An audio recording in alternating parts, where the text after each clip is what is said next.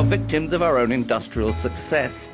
In maintaining the energy supplies that fuel society, we burn 85 million barrels of oil and millions of tons of coal every day.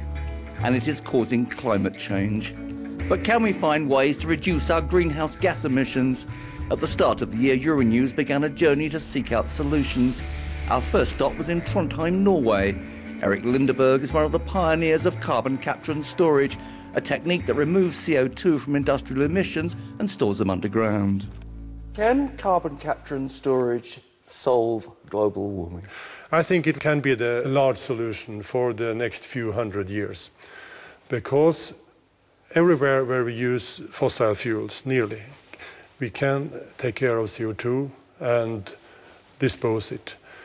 It means that we might have to change some industry, transport industry, we might have changed things we do today, but I think it's practically possible to take care of most of the CO2 from a technical and economical point of view. In Wissington, UK, we spoke to an advocate of alternative fuels for transport.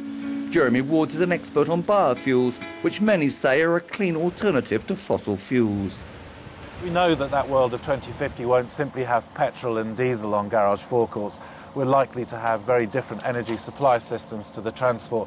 It'll probably be dominated by electricity in the cities in the world, and yet we'll know that in the rural areas we'll need liquid fuels to provide that transport. Our third trip took us to Almeria in Spain, where Dr. Zaza Moya told us that the sun is ready to supply all the clean energy we need using solar concentration technology. If we install solar thermal power plants in 1% of the current desert areas, we would produce enough electricity to supply 100% of the world energy demand, only with 1% of desert areas. At the Forsmark nuclear power plant in Sweden, we explored the controversial subject of nuclear energy. I believe personally that 40 years from now, nuclear power could provide 1/3 of the electricity production in the world. I would really hope that we can see nuclear power contribute to energy production in the world, and also that more countries will be able to benefit. It was the thorny question of energy security that brought us to Oslo to talk to Professor Stein Tonnessen. He says that climate change and energy security are two parts of the same problem. Climate change is a global problem, quintessentially global problem. It's something that concerns all of mankind.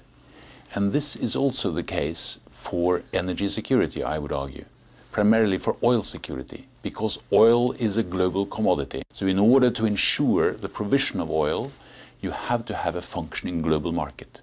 Both are global, and climate change is about energy. In Germany, we discovered a town that had taken its energy future into its own hands.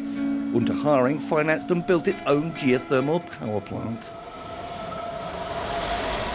We have shown to a lot of people which are visiting us week by week that it's a running system, that you can run it constantly, that it saves a lot of CO2 emission.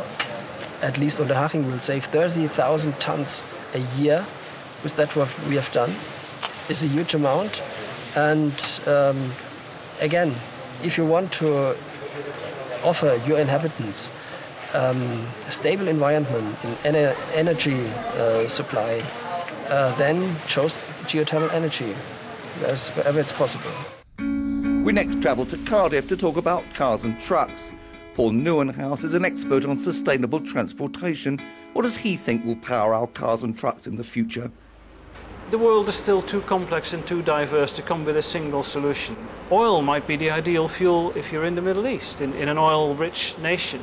But if you're in Iceland, for example, where you've got lots of geothermal and hydropower, electricity or hydrogen are much more logical solutions. If you're in Brazil, which is one of the few places where biofuels can really be made in a carbon-neutral way, then biofuel is the logical solution. It was the subject of global warming that saw us returning to Oslo to talk to Dr. Paul Prestrud, an ecologist and expert on climate change. He said he thought the problem would be solved. It's a question about how able we are to change attitudes and policies and our thinking. And I'm not underestimating that challenge. It's an enormous challenge. It's about win over strong economic interests, power between nations, between regions, between private interests, etc. So it is an extremely complex political situation to change. But we have the tools, and we have the recipe, and we know what to do. In Siena, Italy, we talked to Professor Enzo Tiezzi, a highly respected academic and the writer of a number of books. We asked him if our way of life is sustainable, and if not, how can we change? We may have terrible wars, for instance, for water in the future, terrible wars because too many people in the planet, terrible wars for energy, but finally I think that good things and beautiful things will have a possibility to win. In the past was important only growth, economics, social issues. Now we need ethic and aesthetics. We need beauty. We need common good. We need to be good and to be beautiful as much as possible.